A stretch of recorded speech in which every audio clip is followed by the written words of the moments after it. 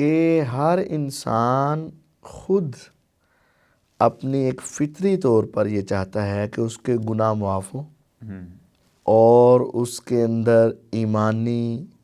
کیفیت بڑھے اور وہ پاک اور صاف ہو اور ہر قسم کی غلاظت، نجاست، گندگی اور تکلیف اس سے دور ہو۔ ہر انسان اپنے لیے یہ بات پسند کرتا ہے، لیکن اہل بیت کی یہ شان ہے کہ اللہ تعالیٰ ان کے لیے یہ باتیں پسند کرتا ہے، کہ ان کے لیے اللہ تعالیٰ یہ بات پسند فرماتے ہیں۔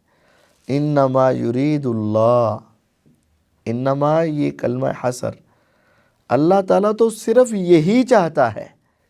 لیذہب عنکم الرجس، کہ اللہ تعالیٰ تم سے ہر قسم کی پلیدگی، برائی کو،